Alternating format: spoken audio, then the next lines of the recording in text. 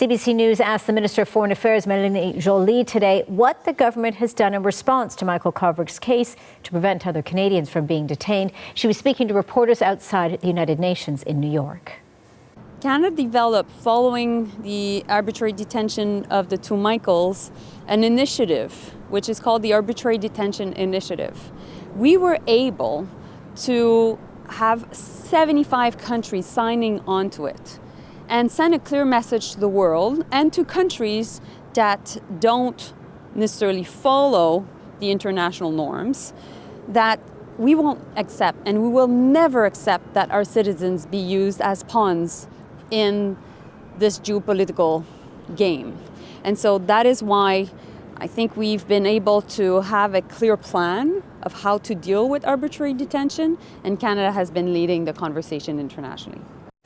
The initiative that Melanie Joly was speaking about is meant to increase diplomatic pressure on countries that detain foreign nationals with no legal basis. All right, let's break this down further on what Canada could have done better in handling Kovrig's situation. I'm now joined by Margaret McCuaig-Johnston. She's a board member at the China Strategic Risks Institute. She joins us from Ottawa. Margaret, it's good to see you.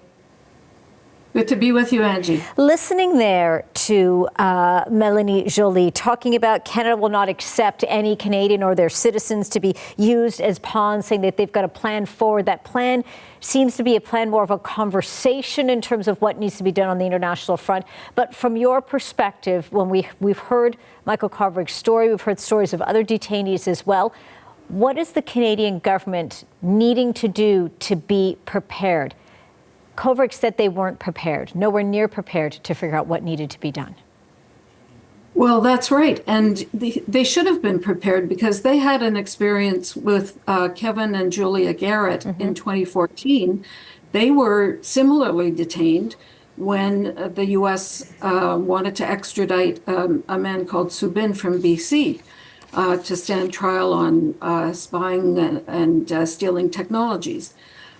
So they've been through this before. However, this time it was a complicated case.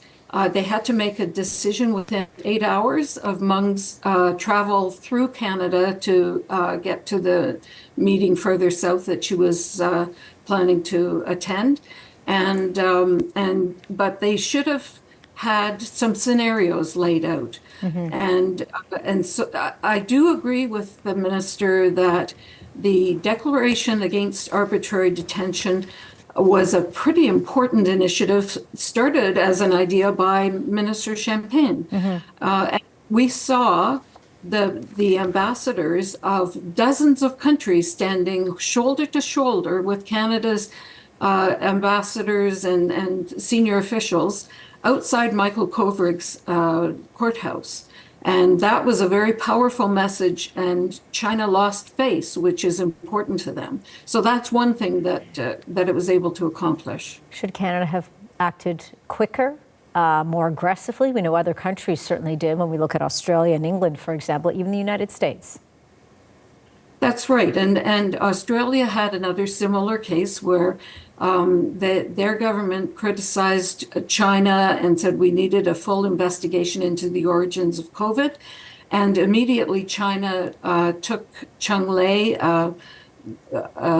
Canada's version would be Amanda Lang, and detained her for years. And in Australia's case, they stood up to China, and China does not respect weakness. They call us foolish and naive in a lot of cases, and you really have to stand up to them when they abuse your citizens like this.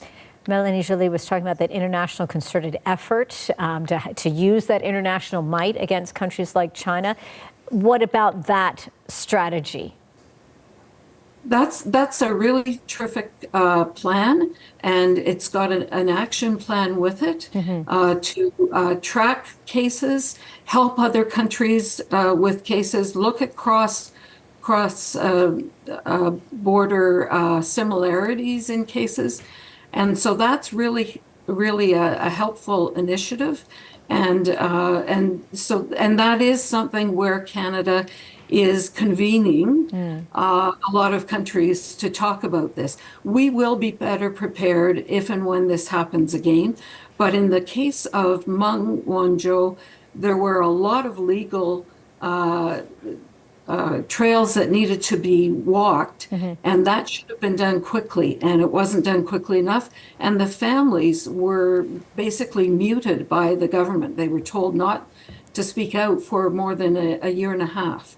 And we've seen that Vina Najibullah, the former wife of Michael Kovrig, was a very, very powerful advocate for him, and once she was able to speak out. And many have argued that is really what was, a helping factor here, pushing forward and saying that the family should have been able to speak out a lot sooner, should have been able to help put a lot of that pressure. That being said, and as you mentioned in your just a few moments ago, that, if Canada were in this situation again, they'd be better prepared. How so? How do you think if we were dealing with a situation like this, unfortunately now, how would Canada handle the situation? How would they be better prepared? I think there would be a strategy to move quickly with the right people, high-level people, with legal advice on how to, along with political advice about how to use the U.S. system and help the U.S. come to a faster decision than they did. It's very disturbing to me that when Meng Wanzhou was released, immediately Xi Jinping decided himself that the Michaels would be sent back at the same time. What that does, it sent a message to all the other countries in the world: if you take one of our people, we will retaliate by taking two of yours. So that was a real threat. And when I was in Shanghai when they were taken, I was told that China had a list of 100 Canadians they could pick up and detain at any time. And that's a real threat to Canada. I'm sure there are lists for the other countries as well. A real threat and extreme concern indeed. Margaret, really appreciate you giving us your time, your analysis on this. Margaret McCuaig-Johnston is a board member of the China Strategic Risks Institute. Margaret, we'll speak to you again soon. Thank you. Thanks for inviting me. You're welcome. You've heard Kovrig talk about his detention and what it was like. My next guest knows well about what Canadians endure in Chinese prisons. Guy Saint-Jacques is a former Canadian ambassador to China. He joins me now. Ambassador Saint-Jacques, really appreciate your time here on Canada Tonight. Thank you for the invitation, Angie. Listening to Michael Kovrig describing his time in a Chinese detention, he used words like most grueling, painful thing that he's ever had to endure. Talk to me a bit about that, hearing what he's had to say, but also, of course, what you've heard from other prisoners. Well, I would say that he went through an extraordinary ordeal, and he showed great resilience. In fact, I don't know many people that could have gone through such an ordeal and survive mentally. And if I compare his detention conditions to those of Julia and Kevin Garrett, at least in their case, they were allowed to go outside in the first 6 months of their detention when they were interrogated. While in the case of Michael, he was kept in a room with no daylight, with the lights on all the time, with two persons sitting in the room at all time, putting on him extreme psychological pressure. Also, he mentioned the long hours of interrogation, 6 to 9 hours per day, having to sit in a very uncomfortable high chair, being prevented from crossing his legs or trying to change position. So clearly he was subject to very tough conditions in his first 6 months. And of course, once he was formally arrested in May 2019 and transferred to a prison, he could be with other people, but those conditions also were very tough. Yeah, he talked about that sort of like he was in this level of limbo, really not knowing sort of, now what was the next. But going back to, you talked about 6 to 9 hours of interrogation, in a room with the lights on. And in his interview with Adrian Arsenault, he describes what that room looked like in terms of how confined it was. But he also talks about the length of time being in solitary confinement. The UN standard, the United Nations standard is 15 days. This was 6 months. Can you talk to us a little about the, if you can, about the tactics, the strategy here that these detainees like Michael Kovrig endure in a Chinese detention? He described it in ways as they do everything they possibly can to get you to agree to whatever it is that they're saying. Exactly, and in fact, it's very tough conditions, and again, I think that Michael decided at the outset that he would resist, that he had nothing to that they could find that would qualify him as a spy, and he decided to resist. And the Chinese tactics are to try to break you down. Psychologically, they put a lot of pressure. I'm sure that they put pressure saying that his partner, who was pregnant at the time when he was arrested, she was 6 months pregnant. He was probably threatened that she would be put in jail. They use all tactics to try to put pressure on you.